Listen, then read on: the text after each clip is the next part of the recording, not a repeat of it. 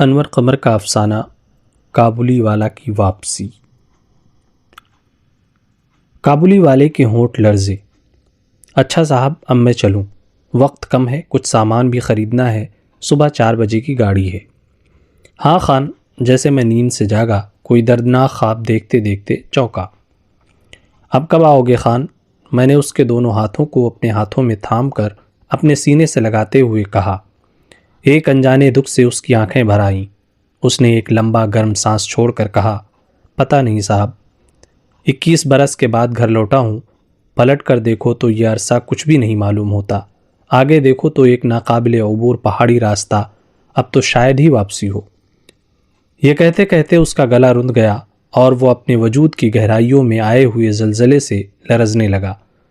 کچھ دیر کی خاموشی کے بعد جیسے اسے اچانک یاد آیا، صاحب جاتے جاتے مجھے وہ تصویریں پھر دکھا دیجیے جو تصویریں آپ جیل میں دکھانے کے لیے اکثر لایا کرتے تھے۔ ایک عرصے کے بعد گھر جا رہا ہوں، چاہتا ہوں کہ وطن کی ہر چھوٹی بڑی یاد تازہ ہو جائے اور اپنے ملک سے برسوں کی دوری کی بنا پر جو اجنبیت کا پرخوف احساس پیدا ہو گیا ہے، میرے دل میں وہ ڈر بھی دور ہو۔ میں نے اس بات میں گردن ہلائی اور بک شیلف سے کتاب نکال کر اس کے آگے رکھ دی۔ 20 سال بہت ہوتے ہیں اور قیمتی بھی بہت ہوتے ہیں۔ اپنی بیتی ہوئی زندگی سے ہم نے ان کی اہمیت کا اندازہ کر سکتے ہیں۔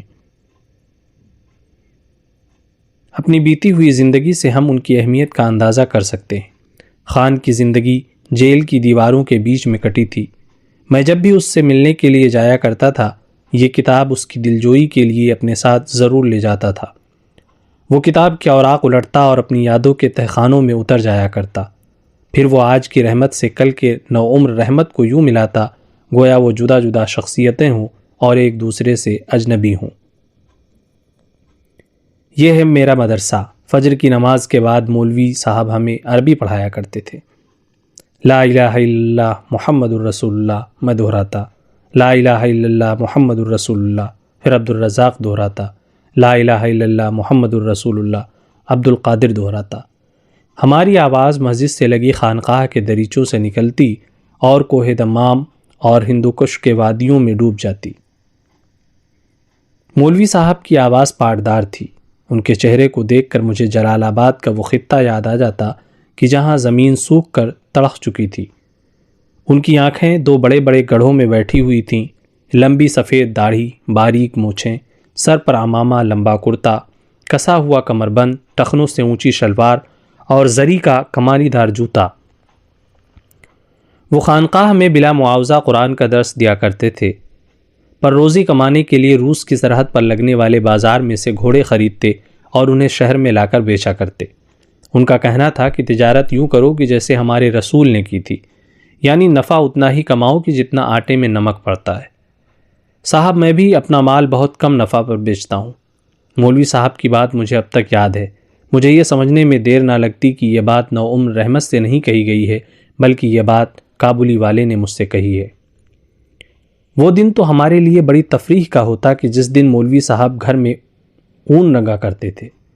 انہوں نے اپنے مکان کے پچھواڑے پتھروں کو جوڑ کر حوض سا بنا لیا تھا۔ اس حوض میں وہ اخروٹ کی کوٹی ہوئی چھال اور رنگ پانی میں حل کرتے، پھر وہ اسے نیچے سے لکڑی لگا کر تپاتے تھے۔ جب یہ آمیزہ ابل کر خوب گاڑھا ہو جاتا تو وہ اس میں اون چھوڑا کرتے تھے۔ کیا رنگ چڑھتا تھا اون پر، وہ کہتا۔ دیکھ رہے ہیں آپ اس رومی دروازے کو؟ پتھروں کی سلیں ایک دوسرے پر رکھی ہوئی یوں نظر آ رہی ہیں کہ جیسے ان کے بیچ کوئی مسالہ ہی نہ لگایا گیا ہو۔ آپ چاہیں تو ایک ایک کر کے انہیں اٹھا کر الگ رکھ سکتے ہیں، لیکن نہیں، یہ سلیں پچھلے 1500 برس سے یوں ہی رکھی ہوئی ہیں۔ نہ تو برفانی ہواؤں کا اثر ہوتا ہے ان پر، نہ صحرا کے گرم جھکڑوں کا۔ یہ دیکھیے نا، یہ کمان 17 سلوں کی جوڑ کر بنائی گئی ہے اور ہر 2 سلوں کے درمیان میں کھانچے ہیں، لیکن مجال نہیں کہ ایک بھی سل اپنی جگہ سے سرک جائے۔ وہ یہ بھی کہتا، دیکھیے یہ اسی خانقاہ کا دروازہ ہے۔ فریم کے اطراف کا پلستر جھڑ چکا ہے، لیکن پھر بھی فریم اپنی جگہ پر قائم ہے۔ لکڑی کے کام میں باریکی نہیں، نقش نہیں، کوئی ابھار نہیں، لیکن پائیداری ہے، سادگی ہے، اسی لیے دیکھنے میں بھلا لگتا ہے۔ دور دور سے عورتیں اپنی منتیں مانگنے یہاں آتی ہیں۔ اس کے دستے سے بندھے ہوئے ہر ڈورے سے ایک ایک مراد منسوب ہے۔ اس کتاب میں بے شمار تصویریں تھیں۔ کابلی والا ورق الٹے جاتا تھا اور اس کا سلسلہ کلام بھی جاری رہتا۔ یہ ہے عبد الرحمن سقا، چاندی کے پیالوں میں دھوپ میں جھلستے ہوئے مسافروں کو پانی پلایا کرتا تھا۔ گرمیوں میں پہاڑیاں تب جاتی تو وہاں سے ہوا بگولوں کی شکل میں ہمارے شہر میں داخل ہوا کرتی تھی۔ گھر سے نکلنا جان جوکھوں کا کام ہوتا۔ ایسی تپش میں عبد الرحمن کی آواز، پانی لے لو پانی، پیر مراکش کے چشمے کا ٹھنڈا پانی۔ اس کا پانی واقعی کلیجے کو ٹھنڈک پہنچاتا اور جسم کو تراوٹ بخشتا تھا۔ کابلی والے کی ان تمام باتوں کو میں کیوں کر سمیٹوں؟ 20 سال کے عرصے پر پھیلے ہوئے واقعات، بعض اوقات رحمت ایک ہی تصویر کے کئی ویژن پیش کرتا۔ مجھے لگتا کہ مقام تو ایک ہی ہو سکتا ہے، عمارت بھی ایک ہی ہوگی، راستہ بھی ایک ہی ہوگا، لیکن موسم بدل جاتے ہیں اور ان کے ساتھ ساتھ دل کی کیفیتیں بھی۔ دن رات میں اور رات دن کے قالب میں اتر جاتی ہے۔ دن رات میں اور رات دن کے قالب میں اتر جاتی ہے۔ ان بدلتی ہوئی راتوں اور اس لمحہ لمحہ پگھلتے ہوئے وقت کے درمیان میں کتنے رنگ، کتنی خوشبوئیں، کتنے نغمے ہم دیکھتے، محسوس کرتے اور سنا کرتے ہیں۔ یہ تمام احساسات ہمارے ذہن کے تہخانوں میں اتر کر روپوش ہو جاتے ہیں، لیکن جب کبھی ہم اس کیفیت سے ملتی جلتی کیفیت سے دوچار ہوتے ہیں تو وہ تمام رنگ، وہ تمام خوشبوئیں اور وہ تمام نغمے دھیرے دھیرے ہمارے ذہن کے گھونسلوں سے خشک رنگ پرندوں کی طرح برآمد ہونے لگتے ہیں اور پرانی یادیں تازہ ہو جاتی ہیں۔ کابلی والا کبھی مجھ سے پہاڑوں پر بسے ہوئے گاؤں کا ذکر کرتا، پہاڑوں پر ہی قائم مدرسوں میں تختیاں لکھتے اور خدا کی حمد و ثنا کرتے بچوں کا ذکر کرتا، اور یہ واقعہ ہے کوہ بابا، بند بیاباں، سفیدہ کوہ، کوہ دمام، ہندوکش اور کوہ سلیمان پر چھوٹی چھوٹی کئی بستیاں آباد ہیں کہ جن پر اس جدید دور کا سایہ تک نہیں پڑا، اور وہاں کے باسی اب بھی قدیم روایتوں اور پارینہ رسموں کے سہارے اپنی زندگی گزارا کرتے ہیں۔ وہ کسی دوست محمد خان، ہمایوں، احمد شاہ، عاشق خان، شاہ محمود، فتح خان، کامران، شیر علی اور یعقوب خان کا ذکر کرتا کہ بلند و بالا پہاڑیوں پر جڑی بوٹیوں کی تلاش میں جایا کرتے تھے یا پہاڑ پر سے نمک حاصل کرتے اور پھر گاؤں میں آ کر اسے تبرک کے طور پر تقسیم کر دیا کرتے تھے۔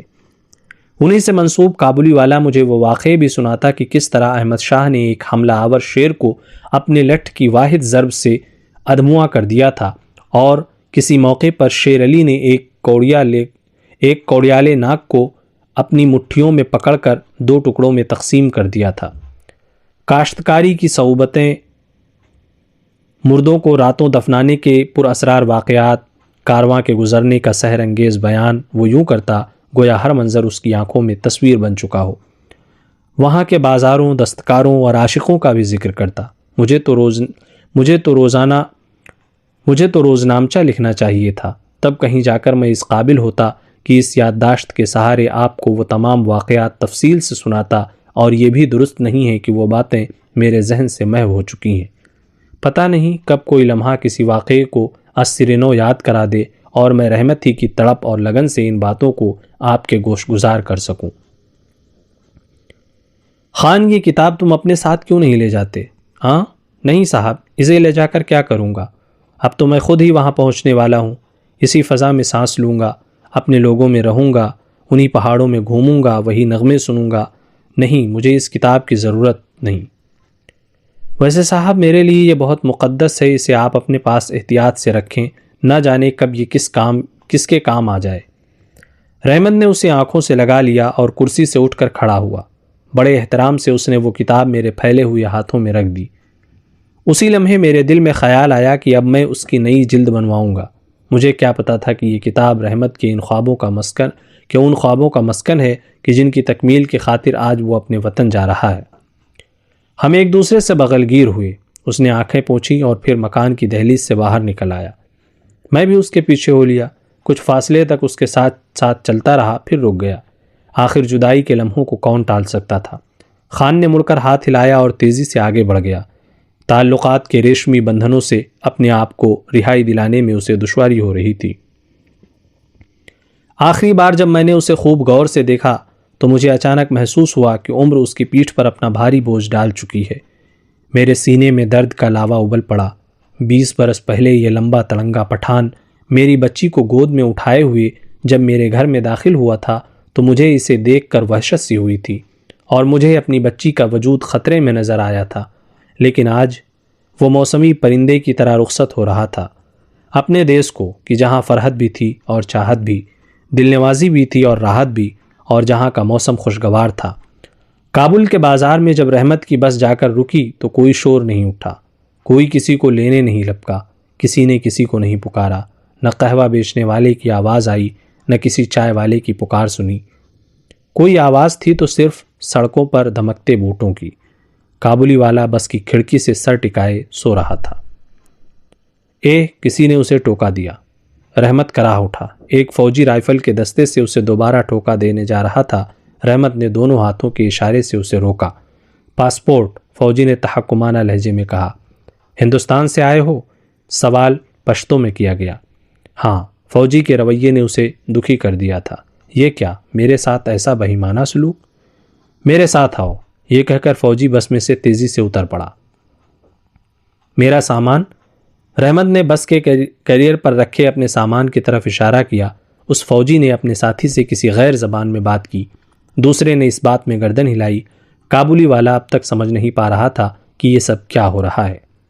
ارے بھائی، مجھے اپنا سامان تو لینے دو، تم اپنی ہی ہانکے جا رہے ہو۔ میں کوئی چور اچکا نہیں ہوں اور نہ ہی اسمگلر ہوں۔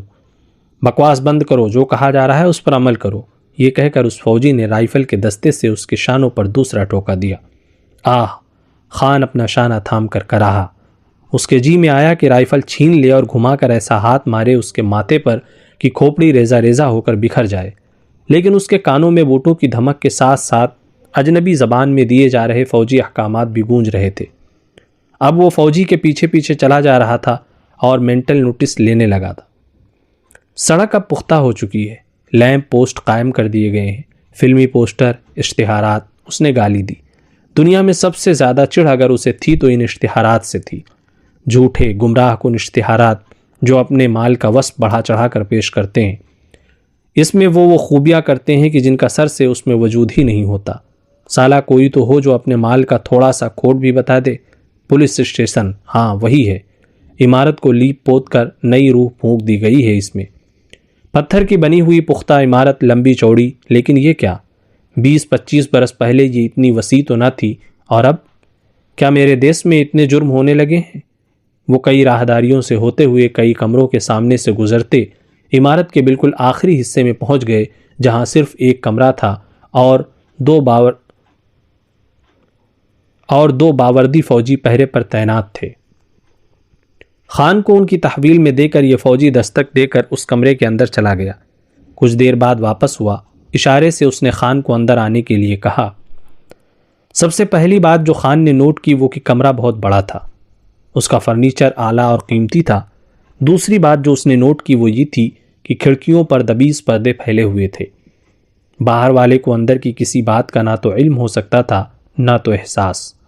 تیسری بات جو اس نے نوٹ کی وہ یہ تھی کہ جو شخص ٹیبل کے پیچھے اونچی کرسی پر بیٹھا تھا وہ اس کے ملک کا باشندہ نہیں تھا۔ بیٹھو، اس نے خالی کرسی کی طرف اشارہ کرتے ہوئے کہا۔ ذرا سی جھجک محسوس کرتے ہوئے خان کرسی پر بیٹھ گیا۔ وہ سوچنے لگا، یہ شخص مجھ سے کیا پوچھے گا؟ ان سوالات کے پیچھے اس کا کیا مقصد ہوگا؟ آخر یہ شخص کون ہے؟ غیر ملکی ہے تو پشتو کیسے جانتا ہے؟ یہ سوچ کر اسے الجھن سی ہونے لگی۔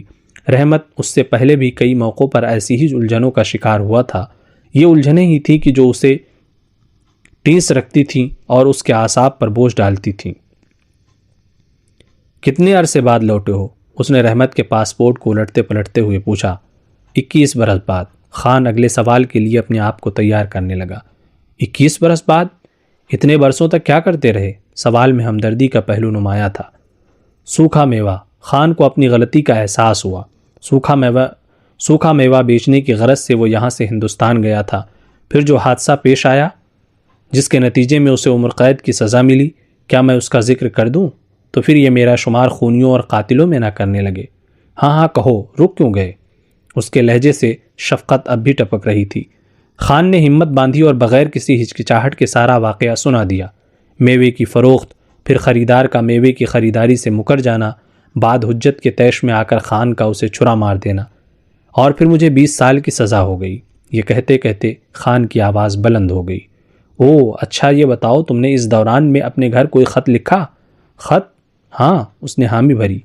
کئی لکھے، اپنی بیوی کو، اپنے بھائی کو، اپنی بیٹی کو وہ یاد کرنے لگا، اور اپنے دوست رمضان خان کو۔ لیکن ہمارے دریافت کرنے پر انہوں نے بتایا کہ انہیں تمہارا کوئی خط نہیں ملا۔ نہیں ملا؟ یہ کیسے ہو سکتا ہے؟ ان کی جانب سے تمہیں کوئی خط ملا؟ نہیں، خان پریشان ہو گیا۔ اور سنو، تمہارا دوست رمضان اب یہاں پر نہیں ہے، وہ کراچی جا چکا ہے، تقریباً 7 برس ہوئے، وہاں وہ ٹیکسی چلاتا ہے۔ ٹیکسی چلاتا ہے؟ کراچی میں ہے؟ خان کو جیسے اس کی بات کا یقین نہیں آیا۔ اس کے ذہنی افق پر رمضان کی بڑی دھندلی تصویر اتر آئی۔ رمضان اب یہاں نہیں ہے، کراچی میں ٹیکسی چلاتا ہے، اس سنگین شہر میں جہاں لوگ چھرا لے کر سینوں پر چڑھ بیٹھتے ہیں اور بات بات میں ماں بہنوں کو یاد کرتے ہیں، اور وقت بے وقت علاقائی تعصب، رنگ و نسل کا فرق اور فرقوں کے اعلیٰ وادنا ہونے کا ذکر کرتے ہیں۔ رمضان وہاں کیسے جی پاتا ہوگا؟ لیکن صاحب، آپ کو یہ ساری باتیں کیسے معلوم ہوئیں؟ اور میں غلطی نہیں کر رہا ہوں تو آپ غیر ملکی ہیں؟ وہ مسکرایا اور ٹیبل پر رکھی ہوئی فائل خان کے سامنے اچھال دی۔ یہ تمہاری تاریخ ہے۔ میری تاریخ؟ ہاں، تمہاری ہسٹری، اس میں سب کچھ درج ہے۔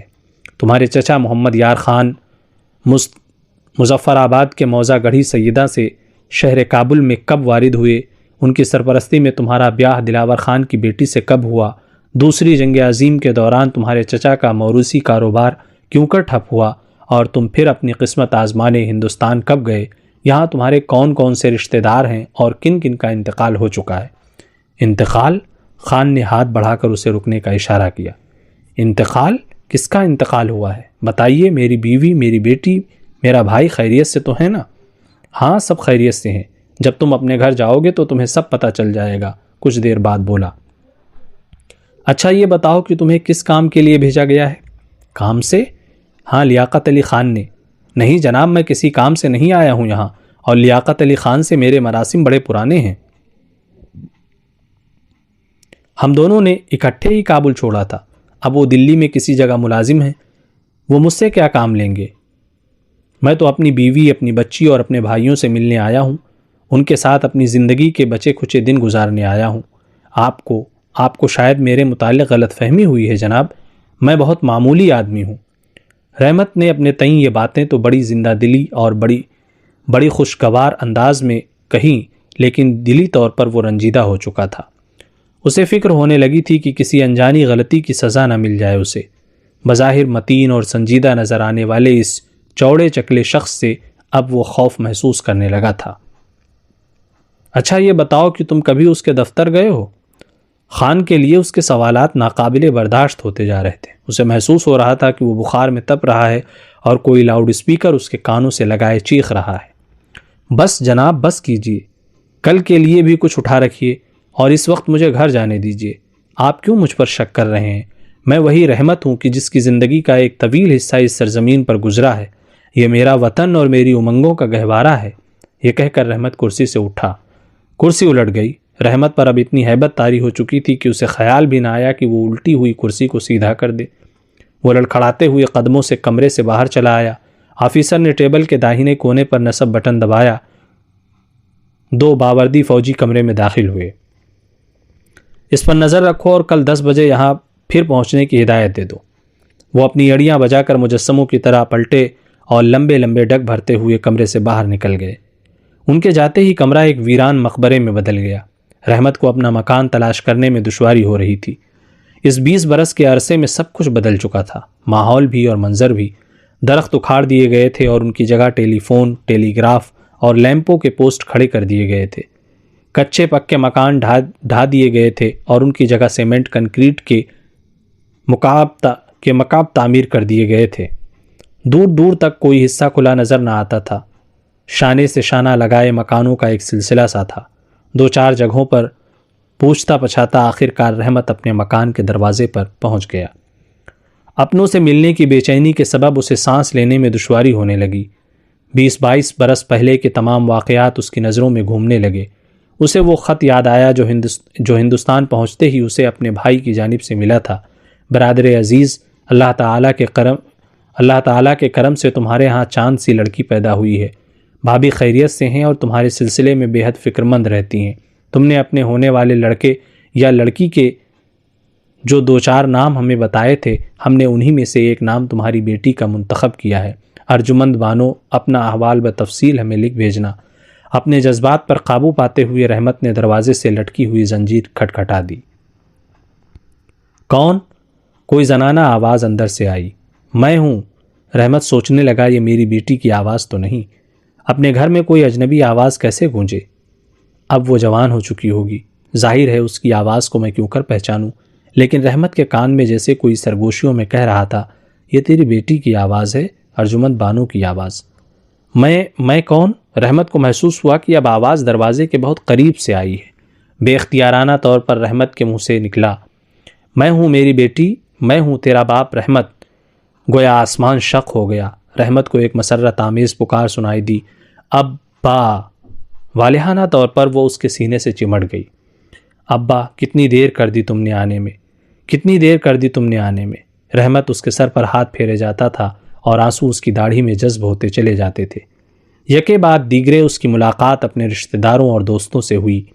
20 برس کے عرصے میں وہ اپنے بے شمار عزیزوں کو کھو چکا تھا۔ کوئی ہمیشہ کے لیے اس جہاں سے کوچ کر گیا تھا تو کسی نے تلاش معاش میں اپنا وطن چھوڑ دیا تھا۔ کوئی لام پر تھا تو کوئی قید میں۔ مغرب کی نماز کے بعد کھانا کھایا گیا۔ برادری کے کم و بیش 50-60 آدمی جمع تھے۔ وہ تمام اس کی خیریت دریافت کرتے رہے اور اس کے وطن واپس ہونے پر اپنی مسرت ظاہر کرتے رہے۔ روٹیاں اس کی بیٹی، بھابھی اور آس پڑوس کی عورتوں نے سینکی۔ آب گوشت زینب نے پکایا، مرغے شیر خان نے بھونے۔ ان باتوں سے رحمت نے اندازہ لگایا کہ اب ایسی دعوتیں عنقا ہو چکی ہیں، بڑی مشکلوں سے چیزیں دستیاب ہوتی ہیں۔ راشن پر اناج اور مٹی کا تیل ملتا ہے، شکر کی بڑی قلت ہے۔ دبے سروں میں اسے یہ بھی بتا دیا گیا کہ سیاسی فضا ناسازگار ہے۔ رات میں دروازے پر دستک دی جاتی ہے، پھر وہ شخص غائب ہو جاتا ہے یا اطلاع ملتی ہے کہ فلاں جگہ پر وہ قید کر دیا گیا ہے۔ آدھی رات کے قریب اس نے زینب کو چھوا۔ کہیے، اس نے دھیرے سے کہا، تمہیں مجھ سے کوئی شکایت تو نہیں؟ رحمت نے اس کے بالوں میں اپنی انگلیاں پھیری۔ زینب کے سامنے گویا 21 برس کی تمام صعوبتیں اپنے بیمار اور مدقوق چہرے سے ظاہر ہوئیں۔ اس نے ایک ایک کو گنا، ہر ایک کو پہچانا، لیکن رحمت کے ہاتھوں کو اپنے سینے پر تھام کر انہیں فراموش کر دیا۔ کیسی شکایت؟ اگر ہو بھی تو آپ سے کیسی باتیں کر رہے ہیں آپ؟ بڑی دیر تک خاموشی چھائی رہی۔ ان دونوں کو محسوس ہوتا رہا کہ اب وہ نہیں بلکہ ان کی روحیں ایک دوسرے سے مخاطب ہیں اور ان کے جسم ایک دوسرے کو اپنی خوشبوؤں، اپنے لمس، اپنے انداز اور اپنی تپش سے پہچان رہے ہیں۔ فجر کی نماز کے لیے جب رحمت کو جگایا گیا تو اس نے دیکھا کہ ارجمند بانو نے اس کے لیے پانی گرم کر رکھا ہے۔ نیا جوڑا کھوٹی پر لٹک رہا ہے، کھڑاویں غسل خانے کے باہر رکھی ہوئی ہیں اور انگیٹھی پر رکھی کیتلی میں سے قہوہ کی خوشبو منتشر ہو رہی ہے۔ ناشتے کے بعد رحمت نے حقے کا کش لیا، ایک نظر زینب پر ڈالی جو قہوے کا فنجان ہاتھ میں تھامے نہ جانے کیا سوچ رہی تھی۔ پھر اپنی بیٹی کو اس نے دیکھا، وہ چٹائی کی تیلیوں میں سے اپنے ناخن پھنسائے کچھ سوچ رہی تھی۔ رحمت کو یاد آیا کہ اس نے کلکتہ کے میوزیم میں نور جہاں کی تصویر دیکھی تھی اور اب اسے محسوس ہو رہا تھا کہ وہ تصویر فریم سے نکل کر اس چہار دیواری میں چلی آئی ہے۔ وہ اپنے آپ کو دنیا کا بڑا خوش قسمت آدمی سمجھ رہا تھا۔ وہ سوچ رہا تھا کہ جیسے اس کا طویل سفر مکمل ہو گیا ہے، وہ کٹھن راستوں، پہاڑوں، دریاؤں اور وادیوں کو عبور کرتا اپنی منزل پر پہنچ چکا ہے۔ اس نے پھر حقے کا کش لیا، خستہ اور اعلیٰ تمباکو کا خوشبودار دھواں سارے میں پھیل گیا۔ رحمت کی پلکیں سرور سے بوجھل ہوئیں اور پھر جھک گئیں۔ اسی لمحے دروازے پر دستک ہوئی۔ ارجمند نے پوچھا، کون؟ پولیس۔ اونگتا ہوا رحمت ہڑبڑا کر یوں ہوش میں آ گیا گویا ہزاروں بھینسوں نے اس کے گھر پر حملہ کر دیا ہو۔ آدھے گھنٹے کے بعد وہ اس متین اور سنجیدہ افسر کے سامنے اسی کرسی پر بڑا مؤدب بیٹھا تھا۔ کیسے ہو خان؟ اچھا ہوں جناب، خان نے پھیکی مسکراہٹ کے ساتھ کہا۔ یہ جوڑا تم پر بہت جچ رہا ہے، ہندوستان سے لائے ہو؟ نہیں جناب، وہ اپنی مخمل کی واسکوٹ پر ہاتھ پھیر کر بولا، میری بیٹی نے سیا ہے۔ اچھا، اسے تمہارا سائز کیسے معلوم ہوا؟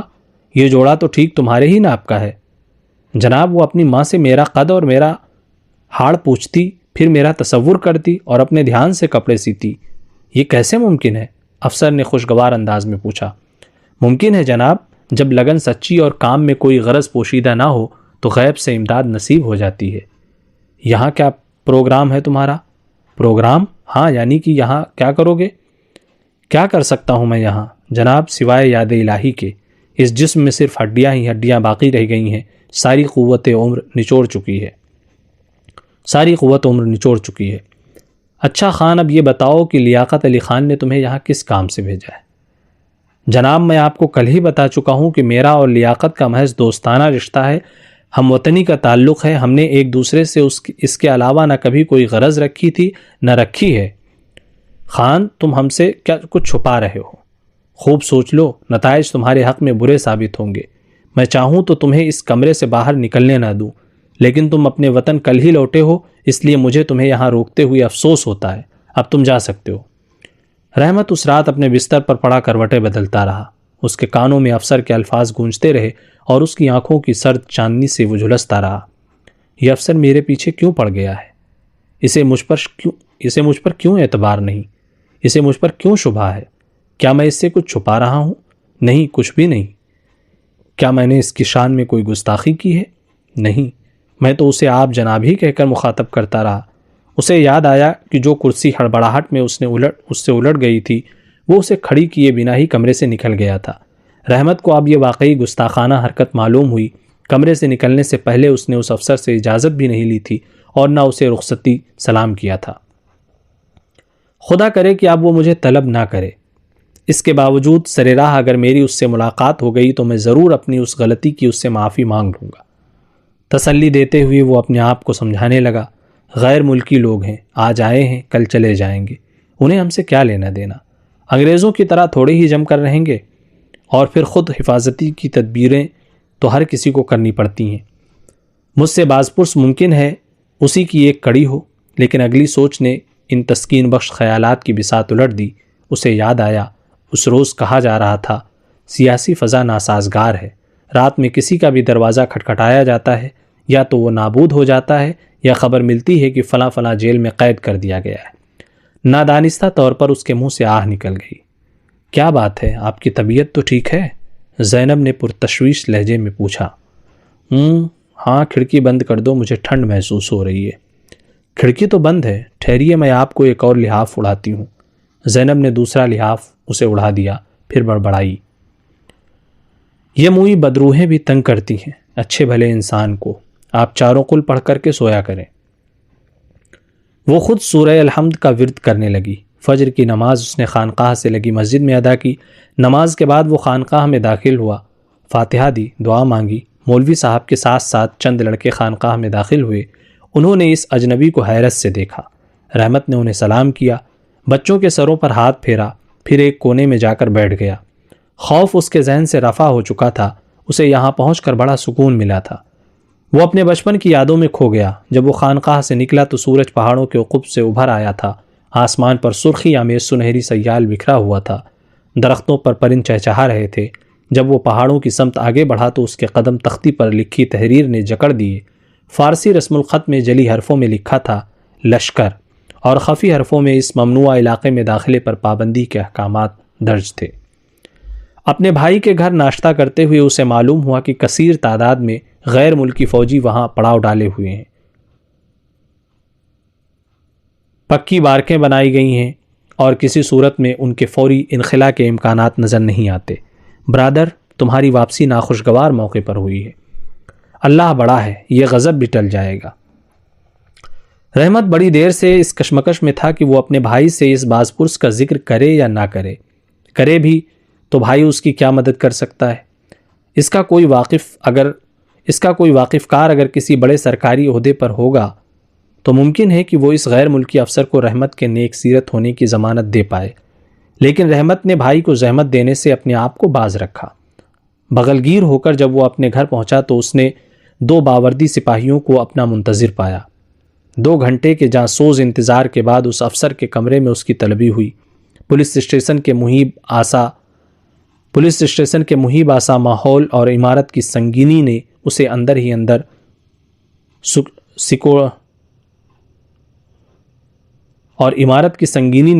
ہی اندر سمیٹ دیا تھا۔ کمرے میں داخل ہوتے ہی رحمت نے اس افسر کو بڑے احترام سے سلام کیا۔ اس وقت تک کرسی پر نہیں بیٹھا جب تک کہ اس افسر نے اسے بیٹھنے کا اشارہ نہ کیا۔ حضور اجازت دیں تو ایک بات عرض کروں، رحمت نے ہاتھ دل پر رکھتے ہوئے کہا۔ افسر نے اس بات میں گردن ہلائی۔ جناب عالی، نادانستگی میں مجھ سے غلطی سرزد ہوئی ہے، میں اس کی معافی چاہتا ہوں۔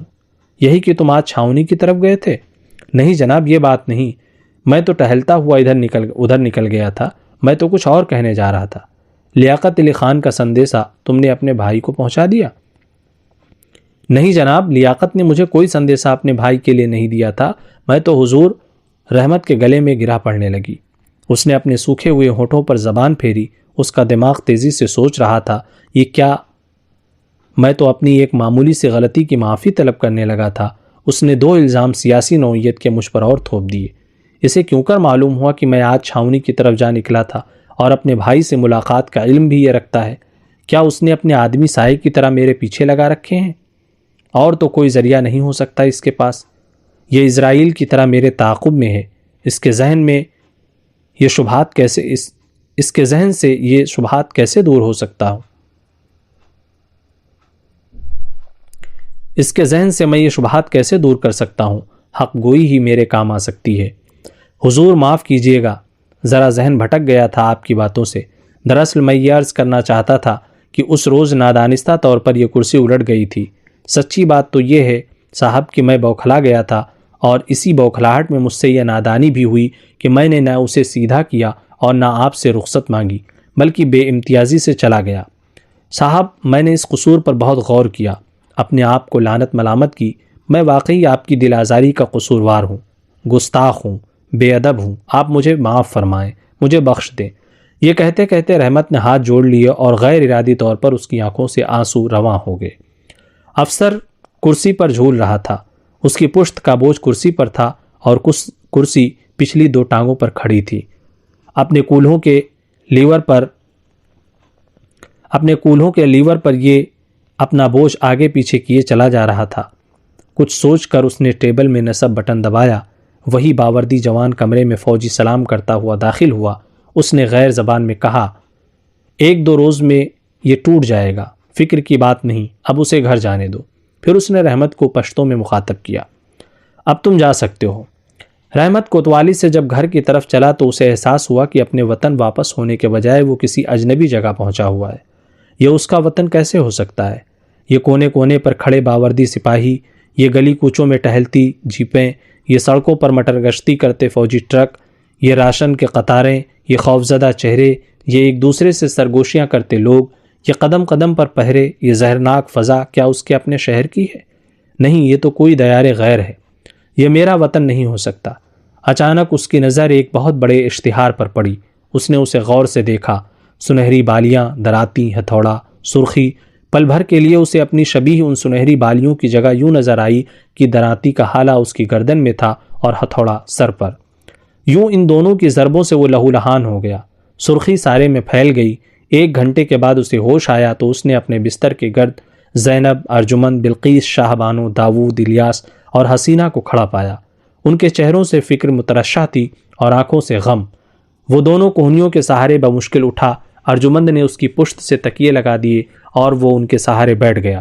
اس نے سبھوں کے چہروں کو پڑھا، پھر مسکرایا۔ تم سب یوں فکرمند نظر آ رہے ہو کہ جیسے میرا وقت آخر آ پہنچا۔ ذرا سا چکر آ گیا تھا، مجھے معلوم ہے، میں راستے میں بیٹھ گیا تھا۔ پھر اس نے اپنے آپ سے کہا، نہیں، میں تو گر پڑا تھا۔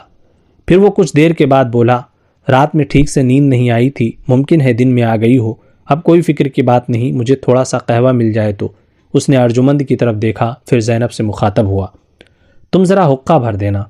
آدھی رات جب گزر چکی تو اس نے زینب کو جگایا، دھیرے دھیرے سارا ماجرا کہہ سنایا۔ اسے تاکید کی کہ ارجمند کی شادی کسی محنت کش نوجوان سے کرنا، پڑھے لکھے سمجھدار آدمی سے، دولت مند سے ہرگز مت کرنا، بھائی سے حجت نہ کرنا کیونکہ وہی سرپرست اور خبرگیری کرنے والا ہے، پاس پڑوس والوں سے اپنوں کی شکایت نہ کرنا کہ یہی کانا پھوسی کرتے ہیں اور پھٹے میں پاؤں ڈالتے ہیں۔ میری فکر قطعی نہ کرنا، میں جہاں بھی رہوں گا خیر خیریت سے رہوں گا، اپنے حالات سے مطلع کرتا رہوں گا اور جو ہی یہاں سے بلا ٹلی حاضر ہو جاؤں گا۔ اللہ بڑا کریم ہے، اس کی ہر بات میں مصلحت پوشیدہ ہے۔ تم نے زندگی بھر صبر کیا، میری جدائی کے کڑے کوس کاٹتی رہی، اب پھر ویسا ہی مرحلہ درپیش ہے۔ زینب اپنی ہچکیاں روک رہی تھی اور اس کے آنسوؤں سے رحمت کا گریبان تر تھا۔ صبح کی سیر کے بعد جب میں گھر لوٹا تو اپنے دروازے پر میں نے ایک شخص کو کمبل اوڑھے اکڑوں بیٹھا پایا۔ مجھے حیرت ہوئی کہ یہ کون شخص ہے جو سویرے سویرے آ پہنچا ہے۔ میرے قریب پہنچنے سے پہلے ہی وہ شخص کھڑا ہو گیا، دھول میں اٹا ہوا بوسیدہ لباس میں ملبوس، تھکن اور نیند سے نڈھال رحمت۔ ارے تم کب آئے؟ میں نے اسے گلے لگاتے ہوئے کہا۔ گھر گئے بھی یا نہیں؟ بال بچے تو ٹھیک ہیں نا؟ ہاں صاحب، سب ٹھیک ہیں۔ بٹیا جوان ہو چکی ہے، بیوی ذرا بوڑھی ہو گئی ہے، بھائی کے گھر 2 بیٹے پیدا ہوئے ہیں، اس کا کاروبار ٹھیک ٹھاک چل رہا ہے۔ اور میں نے کنجی ڈال کر دروازہ کھولا، ملازم کو جگا کر اسے چائے اور ناشتہ تیار کرنے کی ہدایت دی، غسل خانے میں جا کر خان کے غسل کا خود انتظام کیا، اور پھر جا کر میں نے مینی کے کمرے میں جھانکا۔ وہ اپنی بیٹی کو سینے سے چمٹائے سو رہی تھی۔ خان نے نہا دھو کر میرے ساتھ ناشتہ کیا، پھر اپنا احوال سنانے لگا۔ اور صاحب، آخری پہر میں اپنی بیوی کو روتا ہوا چھوڑ کر اپنے وطن سے بھاگ نکلا، پہاڑوں اور گھاٹیوں کو پھلانگتا، درہ خیبر سے گزرتا، سرحدی چوکیوں پر فوجیوں اور افسران کی منت سماجت کرتا، ان کے ہاتھ پاؤں پڑتا یہاں پہنچا ہوں۔ میں بکھرے دل سے اسے تسلی دینے کی کوشش کرنے لگا۔ میری سمجھ میں نہیں آتا تھا کہ اس سے کیا کہوں، کیسے کہوں، کیوں کر کہوں۔ میں نے اپنا ہاتھ بڑھا کر اس کا ہاتھ تھاما اور بولا، دیکھو رحمت، تمہاری رخصتی کے بعد سے میں دکھی سے ہو گیا تھا۔ کیوں؟ مجھے معلوم نہیں۔ اب تم آئے ہو تو میرے دل کا بوجھ ہلکا ہے۔ پتہ نہیں تمہارا میرا کیا سمبند ہے، تم کون اور میں کون۔ ممکن ہے بھگوان نے تمہیں میری سنگت کے لیے بھیجا ہو، اور یہ بھی ممکن ہے کہ اپنے جیون کے آخری دن ساتھ گزارنا ہی ہمارا مقدر ہو۔ گھر تمہارا ہے، تم یہیں رہو، میں اکیلے جیتے جی اکتا گیا ہوں۔ پتا جی، یہ صبح صبح آپ کس سے باتیں کر رہے ہیں؟ یہ کہتے کہتے مینی اپنی بچی کو گود میں اٹھائے کمرے میں داخل ہوئی۔ رحمت یہ کل ہی اپنے سسرال سے آئی ہے۔ ارے کابلی والا، تم؟ مینی کی بانچیں کھل گئیں اور کابلی والے نے بڑھ کر اسے گود میں اٹھا لیا۔ کابلی والا مجھ سے پہلے اخبار دیکھنے کا عادی ہو چکا ہے۔ اب وہ مجھ سے سیاسی مسائل پر تبادلہ خیال بھی کرتا ہے اور روزانہ پوچھتا ہے، صاحب میرے اخبار میں تو خبر نہیں چھپی؟ ممکن ہے آپ کے اخبار میں چھپی ہو۔ میں انجانے میں پوچھ بیٹھتا، کون سی خبر خان؟ کابلی والا گمبھیر لہجے میں کہتا، اپنے دیس کی، وہاں کے موسم کی۔ میں کہتا، نہیں رحمت، اخبار میں وہاں کی کوئی خبر نہیں۔ ممکن ہے کہ وہاں کا موسم اب بھی ناخوشگوار ہو۔ کئی دن سے رحمت وہ مصور کتاب اپنے ساتھ رکھنے لگا ہے، گویا وہ کوئی عیسائی راہب ہو اور یہ اس کی بائبل۔ ایک طبعی کمزوری سی پیدا ہو گئی ہے، اس میں وہ بیٹھے بیٹھے سو جاتا ہے۔ نیند میں اس کی انگلیاں کتاب سے کھیلا کرتی ہیں، جیسے وہ کوئی ساز ہو جس کے تاروں کو چھو کر اسے سر یاد آ جاتے ہیں۔ کبھی کبھار اس کے سوئے ہوئے لبوں پر مسکراہٹ سی پھیل جاتی ہے، گویا اسے کوئی دلاویز نغمہ یاد آ گیا ہو۔ میں سوچتا ہوں کہ زندگی باوجود اپنی پیچیدگیوں اور الجھاؤں کے، سختیوں اور ناکامیوں کے، کس قدر پرفریب اور پرکار ہے، بامراد اور بامانی ہے۔ شکریہ۔